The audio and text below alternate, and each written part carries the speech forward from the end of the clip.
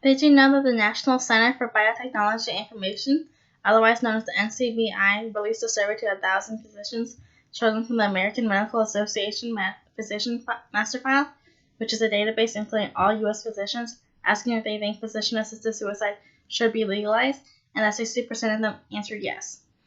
Physician-assisted suicide is a medical practice I believe should be legalized throughout the U.S. and many other countries because it can help many patients and their families. I am currently a pre-nursing major with the intention to become a physician in the future. I chose this topic because it's very controversial in the medical world, and I was interested in learning more about it. Over the course of this speech, I'll be going over what physician-assisted suicide is, why this is a truly controversial topic currently, and why this should be legalized in more states. To discuss physician-assisted suicide, we first need to understand what this exactly means and is.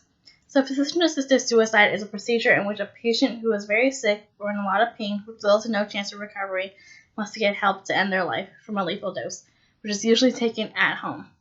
Euthanasia is a different practice, which is an allowed lethal injection from a doctor or physician to minimize pain and cause death, which used to be more common for animals, but has recently become a term used for humans as well.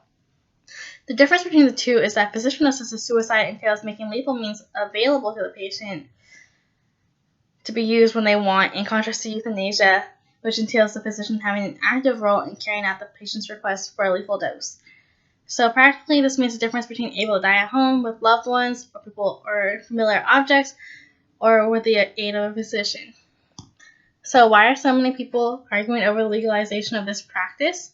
Some people believe that this should be illegal everywhere, and that physicians who take part in physician-assisted suicide should get jailed or fined, whereas others believe it should be legal and the physicians who help should not have to get jailed or fined.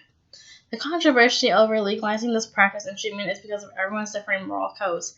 Some, such as Ronald W. Pies, MD, believe physicians should do any and everything else to help a patient other than give them a lethal dose, while others disagree. People such as DPhil, which is an Oxford equivalent of a PhD, otherwise known as Doctor of Philosophy, Joseph Cure, also argue the point that physicians are healers, not killers, and that it goes against their oath, while the opposing side see physician-assisted suicide as mercy on that patient and the family, because they would have helped the patient end their pain, and in the long run help with financial burdens on family members. Others, such as Michael J. Strauss, MD, say that the oath also directs physicians, including me, to help the sick. Strauss is one of many physicians who do believe in physician-assisted suicide and the fact that it should be more widely legalized. The legalization of physician-assisted suicide should occur across the entire United States, because if physician-assisted suicide was legalized across the U.S., those people who seek out the procedure wouldn't have to reach a place that does, unlike now. The only countries that currently have this procedure legalized is in Canada, Belgium, the Netherlands, Luxembourg, Colombia, Switzerland, and parts of the U.S. and Australia. If legalized, less people would have to watch their loved ones slowly wither away and die if they don't have enough money to go to a hospital that's most likely far away that could do the procedure.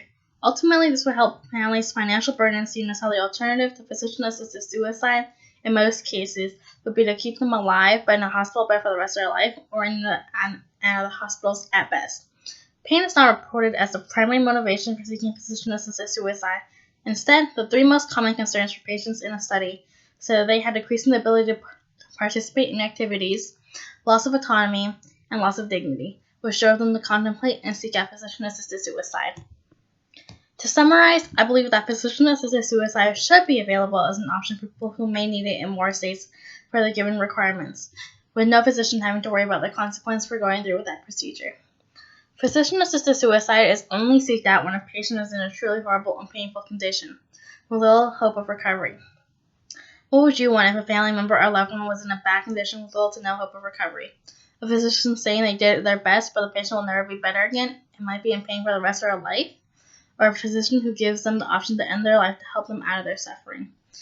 In the beginning, I shared a statistic about how 60% of a polled group of physicians answered yes when asked if physician-assisted suicide should be legalized.